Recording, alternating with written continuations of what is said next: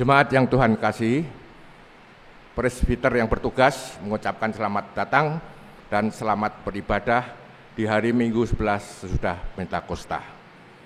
Kiranya ibadah yang kita lakukan saat ini berkenan di hadapan Tuhan dan kita diberkati olehnya. Pemberitaan firman Tuhan dalam ibadah pada minggu pagi ini akan disampaikan oleh Bapak Alamanda Saragi.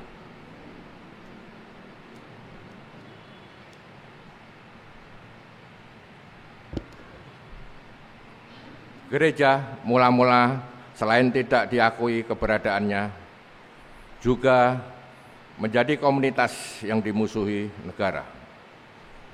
Walau demikian, gereja terus melakukan kebenaran yang pada akhirnya, pada ujung perjuangannya, gereja mampu sebagai patokan nilai kebenaran.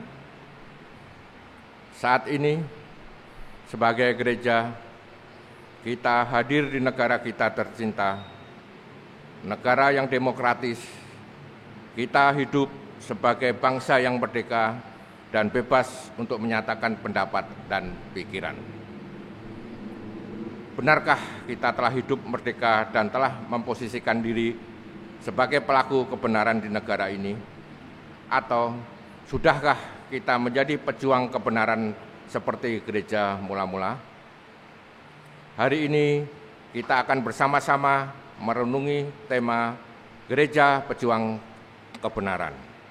Mari siapkan hati dan pikiran kita untuk memasuki dalam ibadah saat ini.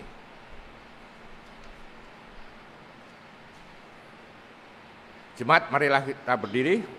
Kita memuji Allah Maha Mulia yang hadir di tengah-tengah persekutuan kita dengan menaikkan nada syukur bagi kemuliaan nama-Nya.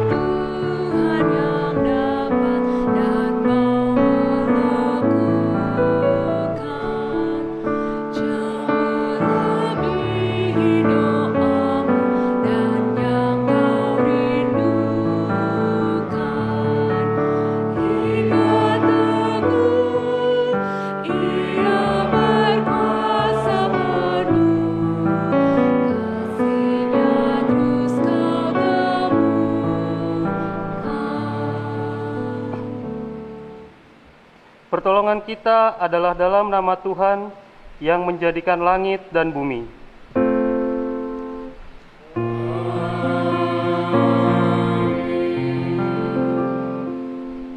Tetapi sekarang setelah kamu dimerdekakan dari dosa dan setelah kamu menjadi hamba Allah, kamu beroleh buah yang membawa kamu kepada pengudusan dan sebagai kesudahannya ialah hidup yang kekal.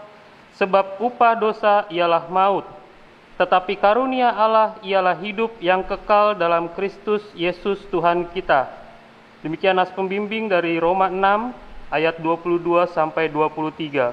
Terimalah salam, kasih karunia, rahmat dan damai sejahtera dari Allah Bapa dan Kristus Yesus Tuhan kita menyertai kamu. Dan menyertaimu juga.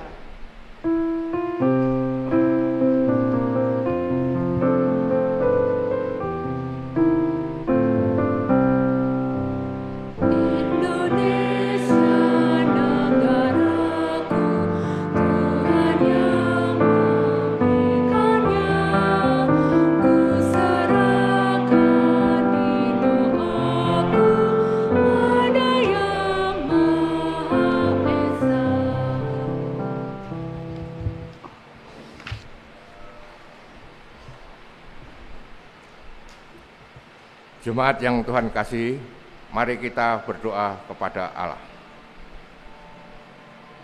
Ya Bapa Maha Kuasa, kami bersyukur atas pertolongan dan berkat-Mu yang kami terima dalam kehidupan selama sepekan yang lalu. Memulai kehidupan kami di pekan yang baru ini, kami datang untuk beribadah, bersujud, sembah, dan memuji nama Tuhan. Layakkan kami dan berkenanlah atas ibadah, sembah sujud dan pujian yang kami panjatkan kepadamu. Kami pun sadar dan mengakui segala dosa dan kejahatan kami, baik yang tampak dalam sikap dan laku kami, maupun yang tersembunyi di pikiran dan hati kami. Berilah kami pengampunan dan damai sejahtera ya Bapa, serta barulah hidup kami oleh Roh Kudus-Mu. Sebab hanya oleh rahmat-Mu, ya Bapa,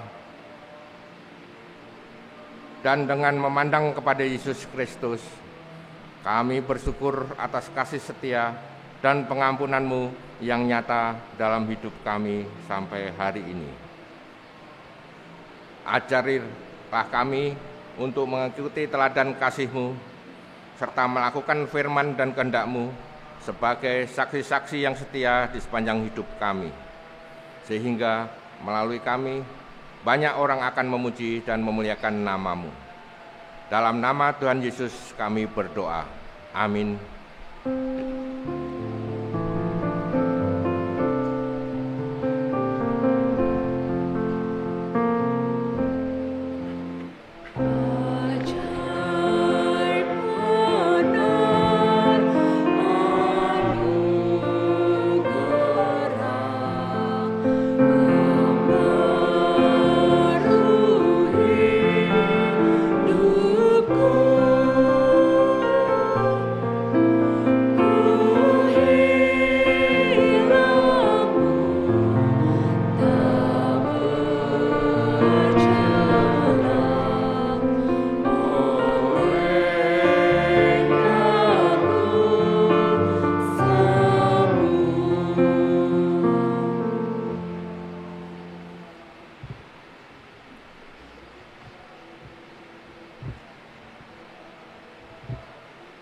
Bapak Ibu, mari kita berdoa memohon bimbingan Roh Kudus.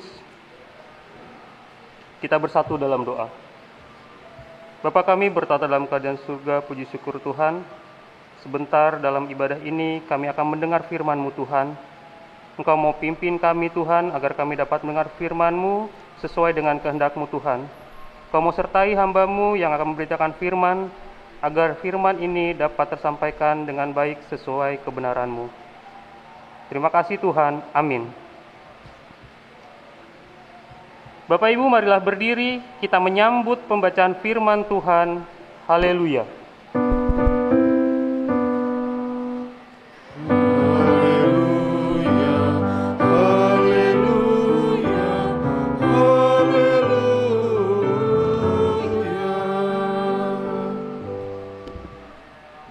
Inilah Kisah Para Rasul 28 ayat 17 sampai dengan 29.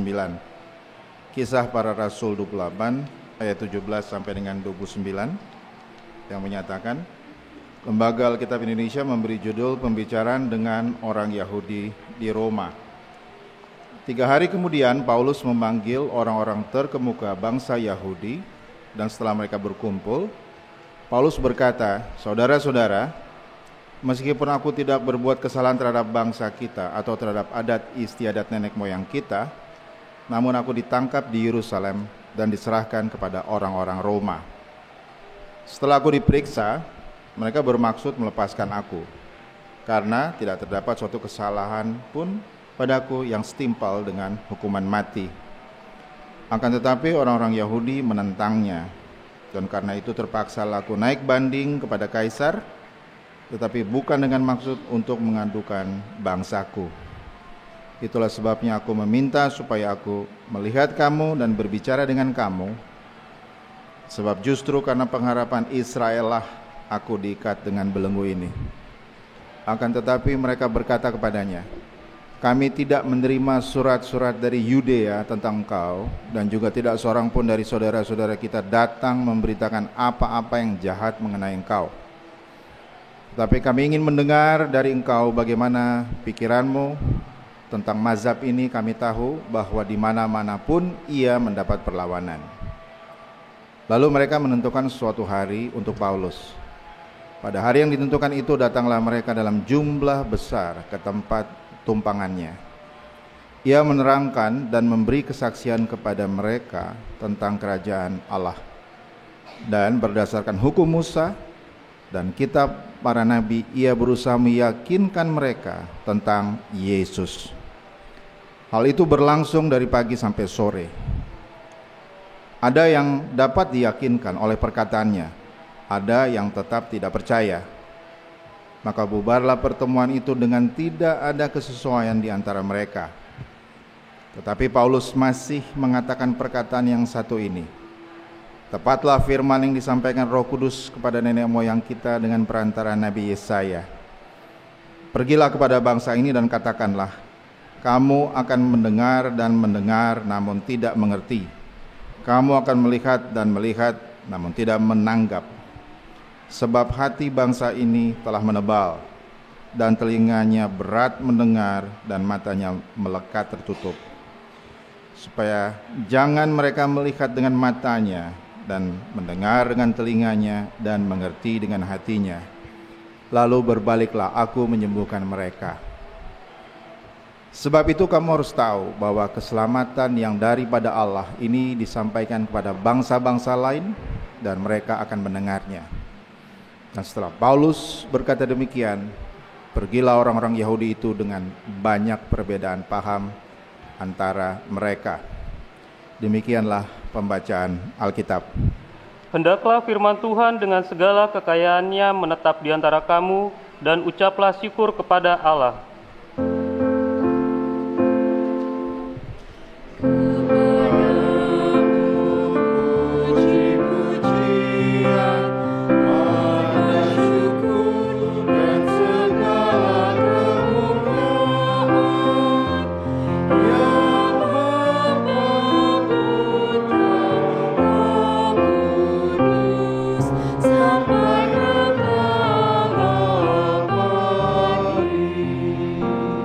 Silakan duduk. Bapak Ibu yang dikasihi Tuhan, selamat pagi. Apa kabar? Bersyukur. Pembacaan kita minggu pagi ini dari Kisah Para Rasul 28 ayat 17 hingga 29. Tema adalah Gereja Pejuang Kebenaran. Kita berbicara pejuang, ya. Kebetulan tanggal 16 Agustus kita akan menyambut HUT RI yang ke-75.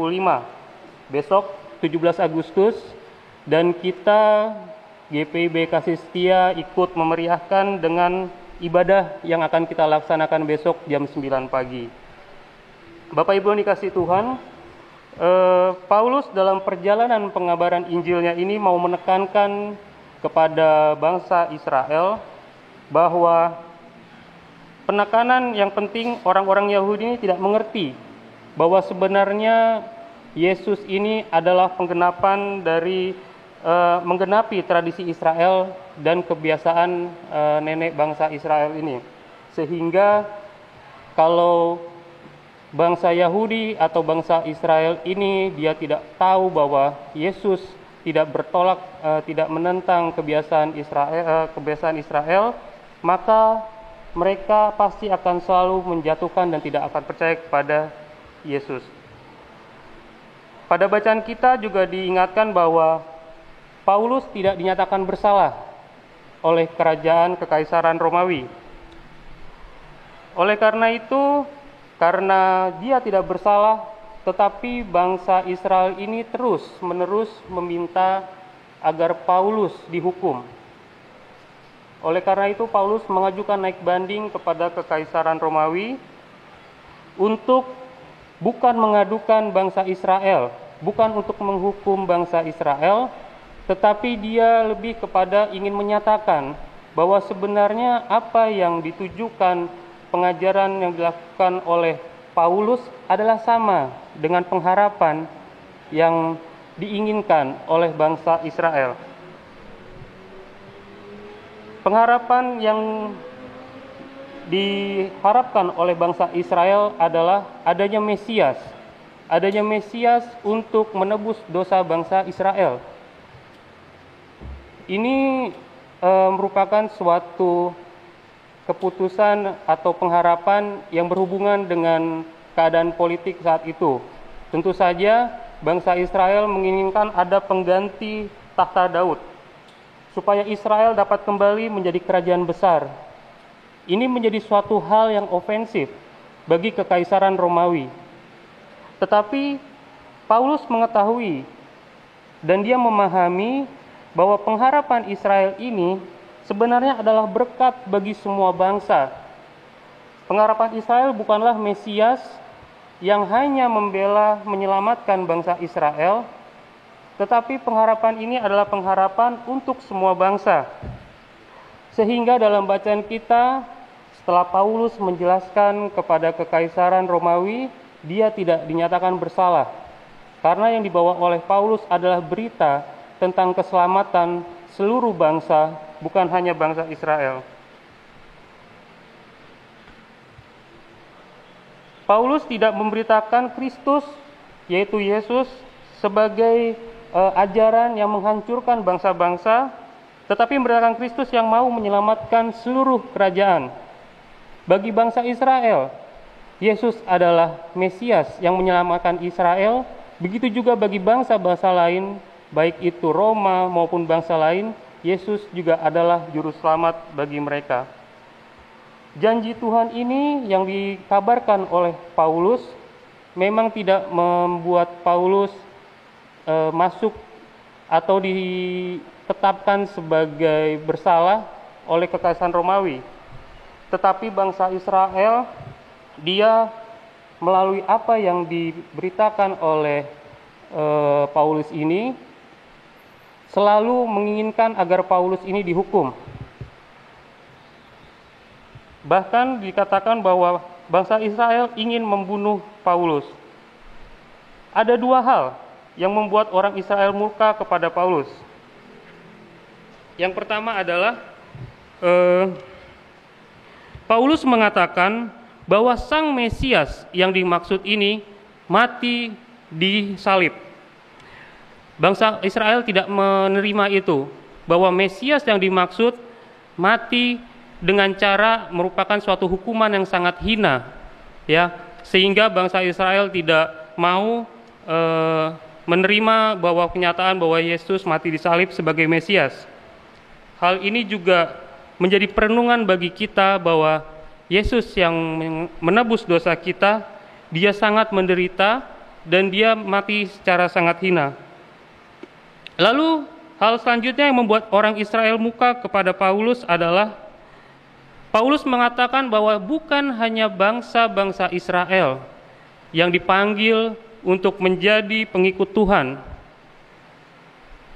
Kalau kita melihat perjalanan bangsa Israel merupakan orang-orang yang tegar tengkuk. Mereka merasa bahwa mereka adalah bangsa pilihan Tuhan. Mereka merasa bahwa mereka adalah orang-orang atau bangsa yang paling benar.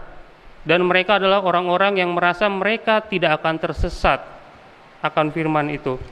Nah, kedua hal inilah, yaitu Yesus mati di kayu salib sebagai Mesias dan juga bangsa-bangsa lain yang akan menjadi umat Tuhan, yang menyebabkan kontroversi antara bangsa Israel dengan pengajaran yang dilakukan oleh Paulus.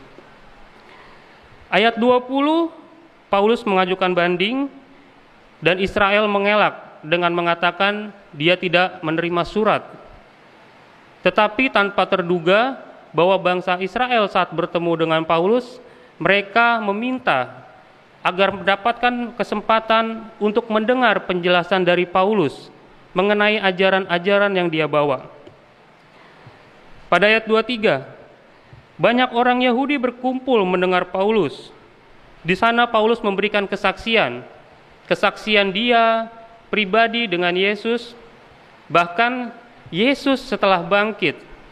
Lalu juga Paulus berusaha meyakinkan bangsa Israel bahwa Sang Mesias Yesus telah dinubuatkan dari kitab Taurat dan kitab nabi-nabi. Tetapi penjelasan Paulus menjadi perselisihan bagi orang-orang Yahudi, baik itu orang-orang Yahudi di Roma maupun di tempat lain. Bapak Ibu, pembacaan pada ayat 26 dan 27 yang mengutip tentang Yesaya, kita dapat buka Yesaya 6 ayat 9 sampai 10. Ini merupakan suatu bukti bahwa ini adalah nubuat. Yesaya 9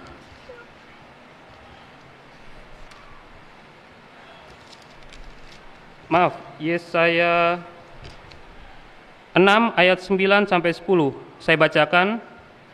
Kemudian firman-Nya, pergilah dan katakanlah kepada bangsa ini, dengarlah sungguh-sungguh, tetapi mengerti jangan. Lihatlah sungguh-sungguh, tetapi menanggap jangan. Buatlah hati bangsa ini keras, dan buatlah telinganya berat mendengar, dan buatlah matanya melekat tertutup, supaya jangan mereka melihat dengan matanya, dan mendengar dengan telinganya, dan mengerti dengan hatinya, lalu berbalik dan menjadi sembuh. Inilah bukti bahwa pertentangan, penolakan yang dilakukan oleh bangsa Israel sudah dinubuatkan oleh Nabi Yesaya.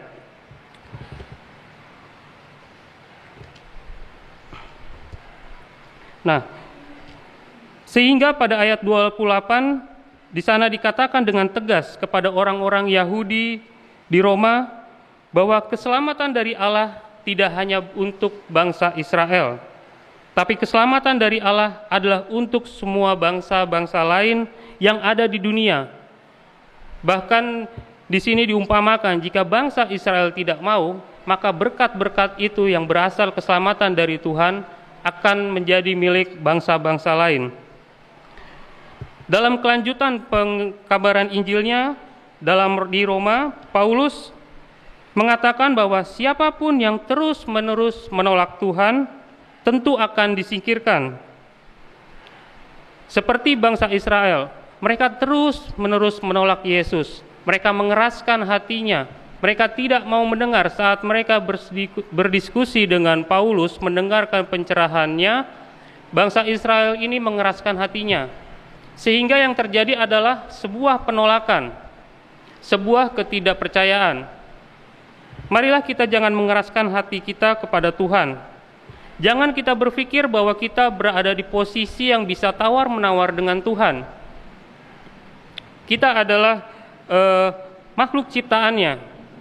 Bagaimana jika kita mengeraskan hati kita, sampai nanti Tuhan akan mengeraskan hatinya juga dan memberikan hukuman atau maut kepada kita.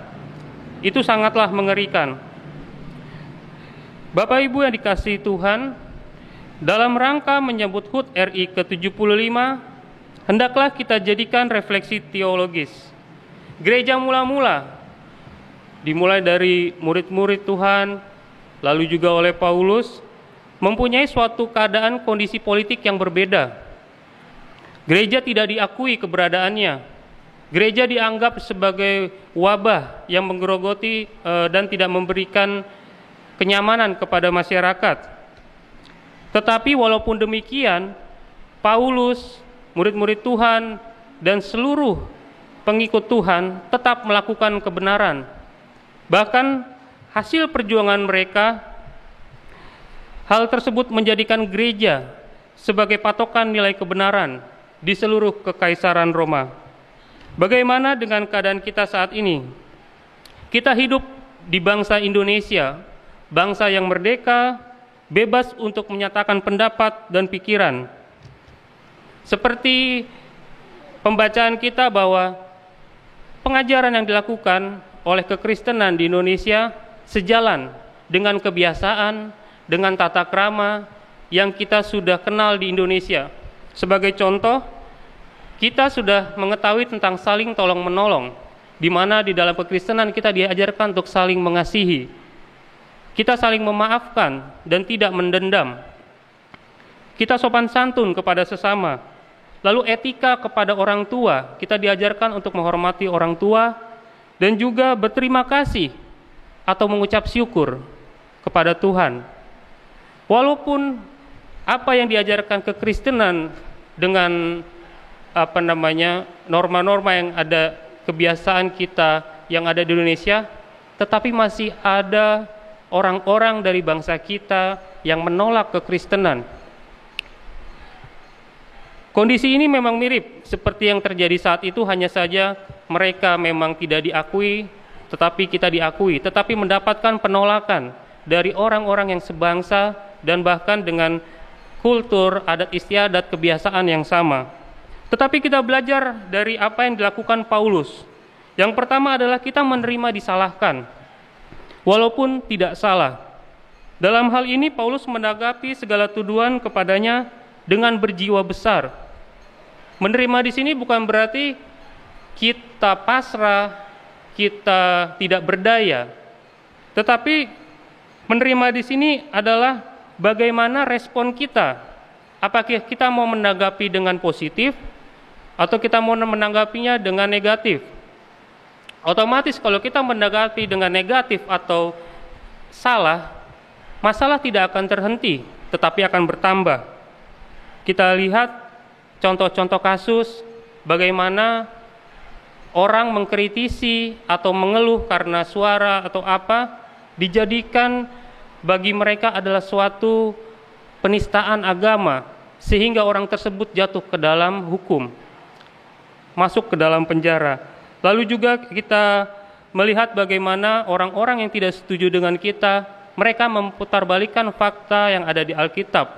Mereka tambahkan, mereka kurangi isi Alkitab dan juga narasi yang ada di sana.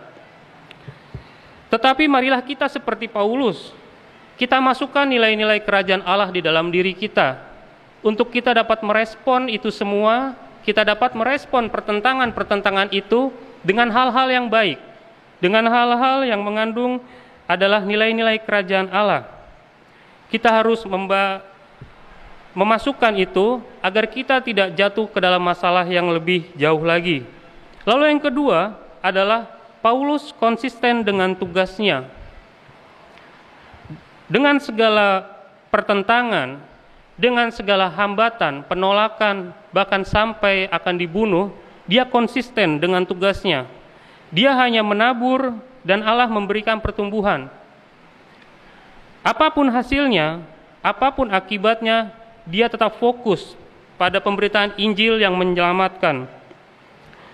Bapak Ibu, mari kita tetap konsisten dengan pelayanan kita. Kita konsisten dengan ibadah kita. Semua harus bisa untuk menghadapi hal yang seperti dia alami Paulus, di mana suatu saat Bapak Ibu akan menemui suatu kondisi, Bapak Ibu harus menjelaskan iman Bapak Ibu. Bapak Ibu harus menjelaskan apa yang membuat Bapak Ibu bertahan di dalam kekristenan. Sehingga seperti yang dialami Paulus, dia dihadapkan kepada bangsa Yahudi yang sangat banyak, tetapi dia siap. Dan untuk selebihnya, Paulus menyerahkan itu kepada Tuhan. Karena seperti pembacaan kita bahwa ada yang menolak, tetapi ada juga yang menerima, dan itu menjadi perdebatan sendiri bagi bangsa Israel. Lalu yang kedua, selanjutnya poin dari dua tadi adalah Paulus terus belajar meneladani Yesus Kristus. Paulus, Rasul Tuhan, yang dia berkomunikasi langsung dengan Yesus setelah Yesus bangkit, yang berarti adalah dia dipilih secara langsung oleh Tuhan, tetapi dia terus belajar. Dalam pemberitaan firman-Nya dia tidak mengatakan saya adalah orang yang ditunjuk Tuhan. Saya adalah orang yang dipilih Tuhan. Tetapi yang diajarkan oleh dia adalah pengajaran bahwa Yesus Kristus datang untuk membawa perdamaian bagi semua bangsa. Paulus terus belajar melalui Yesus Kristus, sang integritas sejati. Integritas adalah gambaran diri Anda yang terlihat dari perilaku dan tindakan sehari-hari. Integritas menunjukkan konsisten antara ucapan yang Bapak Ibu keluarkan dengan tindakan yang Bapak Ibu lakukan. Terkadang orang berbicara hanya sebatas di bibir, sedangkan hatinya berbeda 180 derajat dengan apa yang dia ucapkan.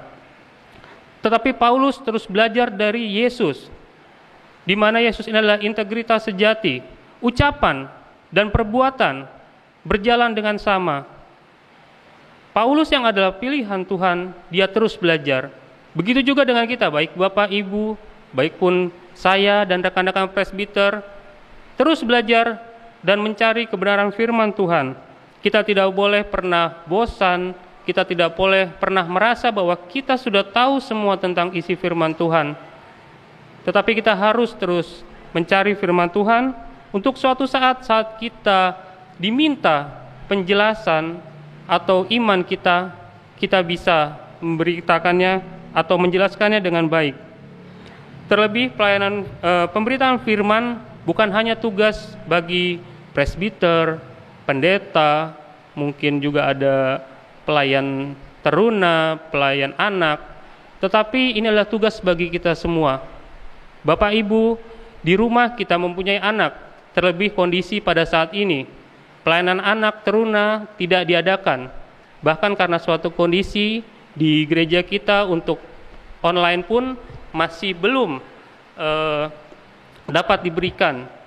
Saat inilah tugas Bapak Ibu untuk dapat memberitakan firman kepada anak-anak kita yang masih kecil khususnya. Karena tidak terasa sudah bulan 3, sekarang sudah bulan 8, sudah 5 bulan, nanti tidak serasa setelah setahun, dan berarti dalam setahun anak-anak kita yang kecil, dia tidak mendapatkan masukan, pengajaran tentang iman kepada Tuhan. Oleh karena itu, baik Bapak Ibu, baik para pelayan, baik para presbiter, dan semuanya harus ikut dalam penggambaran Injil ini. Bapak Ibu yang dikasihi Tuhan, marilah kita menjadi bangsa Indonesia yang selalu mencari kebenaran firman Tuhan. Kita buang jauh-jauh kekerasan hati kita dalam kita menerima firman Tuhan, dalam kita menjalankan firman Tuhan. Jadilah penyebar firman Tuhan dengan integritas sejati antara ucapan dan perbuatan, selalu berserah kepada Tuhan, karena Tuhanlah sebagai akar pohon yang akan menumbuhkan kita di setiap tindakan dan perilaku kita. Sehingga sesuai dengan tema bahwa gereja akan selalu menjadi pejuang kebenaran. Selamat hari Minggu, selamat menyambut HUT RI ke-75. Tuhan Yesus memberkati. Amin.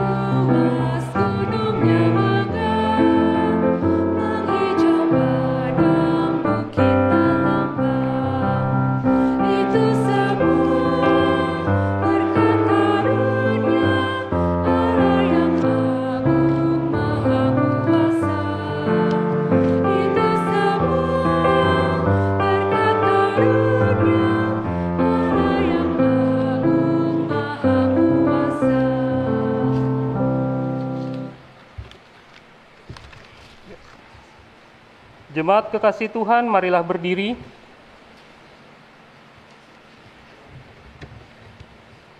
Dalam kesatuan gereja di segala waktu dan tempat, kita mengikrarkan pengakuan percaya kita berdasarkan rumusan pengakuan iman rasuli. Dengan sikap sempurna, biarkan hati dan mulut kita berkata, "Aku percaya kepada Allah, Bapa yang Maha Kuasa, pada langit dan bumi, dan pada Yesus Kristus, Anak Tunggal Tuhan kita, yang dikandung daripada Roh Kudus, lahir dari anak darah Maria, yang menderita di bawah pemerintahan Pontius Pilatus, disalibkan, mati dan kuburkan, turun ke dalam kerajaan maut, pada hari yang ketiga, bangkit pula dari orang mati, naik ke surga, duduk sebelah kanan Allah, Bapa yang Maha Kuasa, dan akan datang dari sana untuk menghakimi orang yang hidup dan mati. Saya kepada Roh Kudus, gereja yang kudus dan am, persekutuan orang kudus, pengampunan dosa, dibangkitkan lagi. Silakan duduk.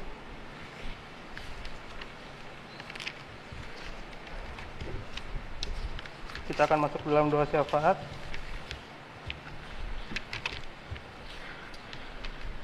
Kita berdoa. Bapa kami bertata dalam kerajaan surga, puji syukur Tuhan kami telah mendengar firman-Mu dalam pembacaan kisah para rasul Tuhan, di mana inti dari kisah para rasul adalah bahwa keselamatan-Mu untuk seluruh bangsa-bangsa yang ada di dunia ini Tuhan. Kiranya gereja-Mu dapat bergerak menjadi pejuang kebenaran, kebenaran yang berasal daripada-Mu saja Tuhan, agar gereja ini selalu Engkau lindungi, selalu Engkau jaga Tuhan, di tengah-tengah keberagaman yang berada di bangsa Indonesia ini. Biarlah kami dapat menjauhkan diri kami dari kekerasan hati, kami dapat selalu konsisten menjadi integritas antara ucapan dan perbuatan kami, agar kami benar-benar bisa meneladani Engkau, Tuhan kami Yesus Kristus, sebagai integritas yang sejati Bapa.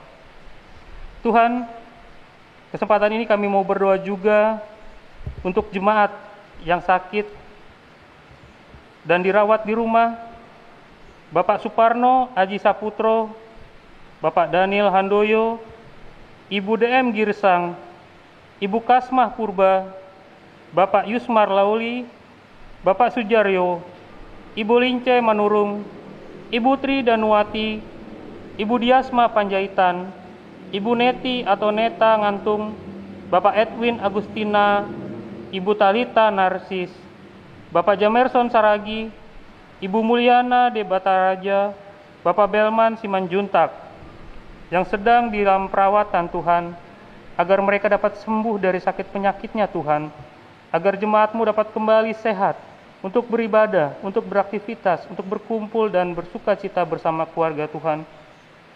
Kami juga mau berdoa untuk jemaat kami yang merayakan hari ulang tahun pada hari ini 16 Agustus, Ibu Budiarti Sipahutar, Ibu Agustina Daily, Ibu Linca Tiurma Manurung, Ibu Tirsa Erva Marina Yohanes, Ibu Sumarni Sunardianto, anak Areta Fitri Maheswari. Kiranya jemaat-Mu yang berulang tahun ini selalu mengucap syukur Tuhan atas berkat penyertaan-Mu, sehingga mereka dapat selalu bersuka cita hingga saat ini di umur mereka yang baru. Engkau mau selalu menyertai mereka, baik dalam pekerjaan, baik dalam sekolah, maupun aktivitas lain-lainnya Tuhan, agar mereka dapat menjadi jemaat-Mu yang selalu ikut dan taat akan firman-Mu Tuhan. Kami mau berdoa untuk pelayanan di gereja kami, kepada seluruh anggota jemaat, khususnya GPIB Kasih Setia Celduk Tuhan. Kau mau selalu sertai seluruh jemaat Tuhan, pekerjaan mereka, usaha mereka Tuhan, pendidikan mereka, karir pada jemaat-Mu ini Tuhan, agar jemaat ini selalu penuh dengan berkat-Mu Tuhan. Jauhkanlah jemaat-Mu dari sakit penyakit, dari hal-hal yang jahat, dari godaan-godaan yang tidak baik Tuhan, agar mereka selalu dapat dalam kondisi yang baik untuk datang beribadah, memuji, memuliakan nama-Mu Bapa. Kami mau berdoa juga untuk unit misioner. Engkau mau menyertai para pelayan, menyertai para komisi Tuhan, terlebih juga dalam proses pemilihan pengurus Pelkat dan komisi tahap yang sedang berlangsung Tuhan, agar semua dapat berjalan dengan baik, semua dapat terpilih oleh suara jemaat, perantaraan suara jemaat daripadamu saja Tuhan, agar pelayanan di gereja ini dapat terus berjalan, bahkan berkembang menjadi lebih baik. Banyak hambatan dan rintangan terlebih saat pandemi saat ini, tetapi biarlah pelayananmu tetap berjalan Bapa. Kami juga mau berdoa untuk presbiter dan PHNJ Tuhan, biarlah kami dapat selalu bersama-sama menjadi satu suara Tuhan untuk melakukan dan menjalankan tugas-tugas kami melayani jemaat untuk memuliakan nama-Mu Bapa. Di Sabtu besok kami akan sidang majelis jemaat Tuhan, biarlah ini merupakan salah satu upaya koordinasi kami untuk dapat meningkatkan pelayanan kami di GPIB Kasih Setia ini Bapa. Kami mau berdoa untuk bangsa dan negara kami. Saat ini sedang berlangsung tes vaksin tahap 3 terhadap virus COVID-19 Tuhan. Biarlah tes ini berjalan dengan baik, biarlah vaksin ini dapat bekerja dengan baik, supaya semua dapat kembali lebih baik Tuhan, sehingga kami dapat beraktivitas lebih baik Tuhan, terlebih dalam aktivitas bergereja, beribadah Tuhan. Kau mau sertai tim medis semuanya Tuhan, agar vaksin ini dapat benar-benar mencegah dan membuat pandemi ini semakin lebih kecil lagi Bapa. Kami juga mau berdoa untuk masyarakat, kesadaran para masyarakat bahwa virus ini, pandemi ini dapat kita lewati, dapat kita kurangi dengan kesadaran masing-masing dan oleh seluruh rakyat Indonesia Tuhan. Engkau mau mengingatkan bagi orang-orang yang menganggap remeh, Engkau mau mengingatkan bagi orang-orang yang tidak percaya, agar mereka bisa bersama-sama mengerti bahwa pandemi ini harus kita hadapi secara bersama-sama agar lebih cepat pengurangan penyebarannya. Kami juga berdoa untuk Presiden dan Wakil Presiden Bapak Jokowi dan Kiai Haji Maruf Amin Tuhan, begitu juga seluruh pemimpin di negeri ini Tuhan, dalam membuat kebijakan, membuat peraturan, dan juga melakukan pekerjaan-pekerjaannya, baik menghadapi pandemi, ekonomi, maupun yang lainnya, sehingga Indonesia dapat selalu berjalan dengan baik mengarah ke yang positif Tuhan. Engkau mau sertai mereka, Engkau mau likupi pikiran mereka Tuhan, agar mereka berjalan sesuai dengan kebenaran firman-Mu. Kami mau berdoa untuk tim medis yang saat ini begitu intensif untuk memerangi pandemi saat ini Tuhan. Engkau mau sertai mereka semua tim medis dimanapun, Engkau mau jaga mereka dari sakit penyakit, Engkau mau berikan mereka kekuatan, Engkau memberikan mereka sukacita-Mu Tuhan, agar mereka dapat bekerja dengan baik. Kami juga mendoakan untuk aparat keamanan yang ada di Indonesia ini, untuk membantu mengamankan proses pencegahan COVID-19 ini Tuhan, agar semua dapat berjalan dengan baik, menjaga protokol-protokol, menjaga kebijakan-kebijakan dari orang-orang yang tidak bertanggung jawab, dari hal-hal yang tidak bertanggung jawab Tuhan. Biarlah kami, bangsa Indonesia Tuhan, yang akan merayakan HUT kemerdekaan ke-75 pada esok Tuhan, dapat suatu menjadi momen untuk kami bisa bersama-sama bersatu memerangi baik itu pandemi COVID-19 maupun juga menjadi suatu momen untuk kebersatuan dari keberagaman yang ada di Indonesia ini Tuhan. Inilah doa kami Tuhan. Dalam pengasihan-Mu kami mohon, peliharalah kami dalam kasih Yesus Kristus, Tuhan dan Juru Selamat, yang telah mengajar kami berdoa. Datanglah kerajaan-Mu, jadilah kehendak-Mu di bumi seperti di surga. Berikanlah kami pada hari ini makanan kami secukup, dan ampunilah kami kesalahan kami, seperti juga mengampuni orang yang bersalah kepada kami. Dan janganlah membawa kami di dalam coba, tapi lepaskanlah kami daripada yang jahat.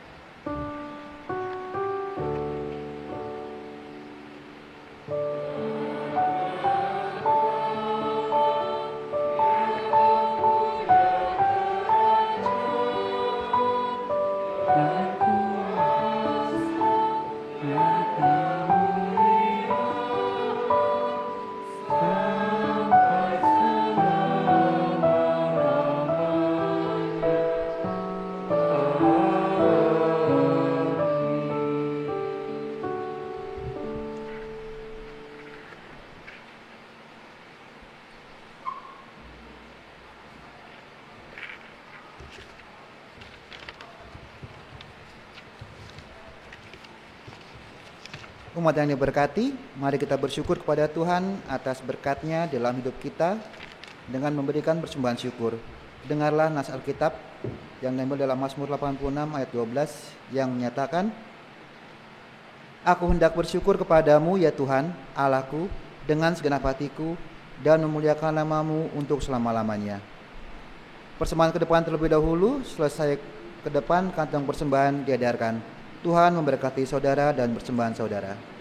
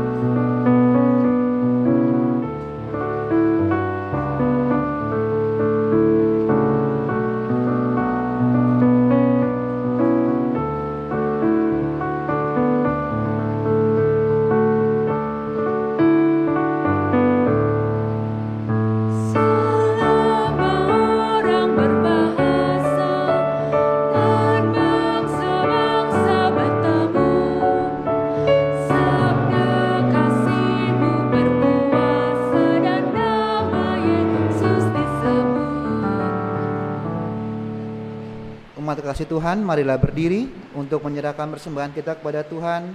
Dalam doanya, kita berdoa. Ya Tuhan, Engkaulah yang menyertai setiap usaha dan karya kami. Karena kasih-Mu, maka kami hidup berkecukupan setiap hari, bahkan mampu mempersembahkan yang terbaik kepadamu.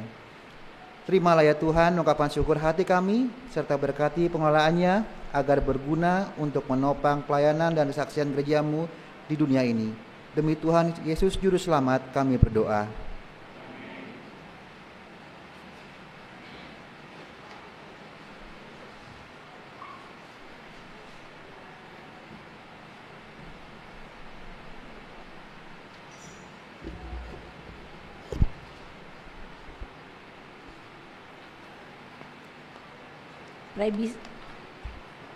Presbiter yang bertugas beserta warga jemaat yang hadir pada ibadah minggu jam 7 pagi mengucapkan terima kasih kepada pelayanan firman Diaken Alamanda Saragi, pemandu lagu, organis atas pelayanan yang telah disampaikan kepada Tuhan Yesus, kepala gereja, memberkati pelayanan kita sekalian. Selanjutnya mohon perhatian jemaat untuk beberapa informasi berikut ini. Ibadah Hari Kemerdekaan Republik Indonesia yang ke-75 tahun dilaksanakan pada hari tanggal Senin 17 Agustus 2020 jam 9 waktu Indonesia bagian Barat, tempat Gedung Bayangkara Aspol Ciledug. Sidang Majelis Jemaat. Diberitahukan kepada seluruh presbiter bahwa kegiatan sidang Majelis Jemaat secara luring dan daring akan dilaksanakan pada hari tanggal Sabtu 22 Agustus 2020 pukul 10 pagi sampai jam 15. Evaluasi kegiatan triwulan 1 tahun 2020-2021. Pemilihan pengurus Pelkat periode 2020-2022 putaran kedua terkait dengan terdapat kendala distribusi surat sehingga ditemukan kondisi di mana dalam satu sektor hanya terdistribusi kepada hanya 3 kepala keluarga dan waktu untuk verifikasi bakal calon yang sempit sehingga pemilihan tahap kedua tidak seharusnya dilaksanakan pada tanggal 15 Agustus 2020 diundur menjadi tanggal 2 September 2020. Untuk informasi lebih lengkap dapat dibaca dalam Warta Jemaat halaman 7. Berita duka cita. Telah dipanggil Bapa di sorga pada hari Jumat tanggal 7 Agustus 2020 Bapak JM Ari Musmandiono dalam usia 87 tahun. Almarhum adalah orang tua dari Ibu Oktaviana Arinawati Purba, warga jemaat sektor pelayanan 7 dan telah dimakamkan pada hari Sabtu 8 Agustus 2020 di TPU Bonoyolo, Solo. Majelis dan jemaat GPIB Kasih Setia menyatakan turut berbelasungkawa, doa dan harapan kami kiranya Tuhan Yesus sumber kehidupan senantiasa memberikan kekuatan dan penghiburan bagi segenap keluarga yang ditinggalkan. Jumlah kehadiran jemaat dalam ibadah hari ini pukul 7, laki-laki 22 orang, perempuan 28 orang, total 50 orang. Demikianlah ringkasan Warta Jemaat saat ini. Cetakan Warta Jemaat dapat dibawa pulang agar jemaat dapat membaca informasi yang disampaikan dan mengikuti seluruh kegiatan pelayanan jemaat GPIB Jemaat Kasih Setia Ciledug sepanjang minggu berjalan. Warta Jemaat dapat juga dilihat atau dibaca pada website GPIB Jemaat Kasih Setia. Tuhan Yesus menolong dan menyertai kita dalam masuk minggu yang baru. Selamat hari Minggu, Tuhan Yesus memberkati. Bapak Ibu, mari kita berdiri. Jemaat, pergilah dengan damai sejahtera Tuhan ke dalam kehidupanmu sehari-hari – dan lakukanlah firman Tuhan yang telah saudara dengar. Saudara dengar. Mari kita berdoa. Tuhan Yesus, kami bersyukur Engkau telah mengizinkan kami dapat beribadah di hadapan-Mu. Kami bersyukur Engkau telah memberikan kekuatan dan penghiburan bagi segenap keluarga yang ditinggalkan. Dan waktu untuk verifikasi bakal calon yang sempit sehingga ditemukan kondisi di mana dalam satu sektor hanya terdistribusi kepada hanya 3 kepala keluarga dan waktu untuk verifikasi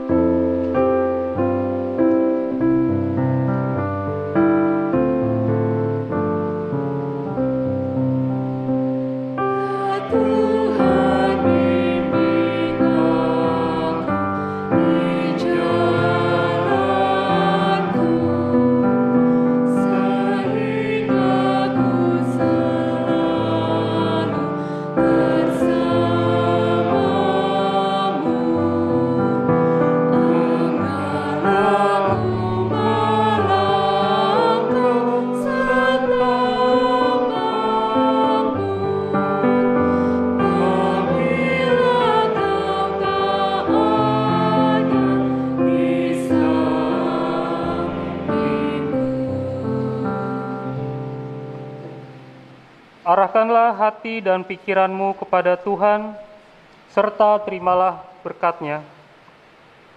Tuhan memberkati engkau dan melindungi engkau. Tuhan menyinari engkau dengan wajah-Nya dan memberi engkau kasih karunia. Tuhan menghadapkan wajah-Nya kepadamu dan memberikan engkau damai sejahtera.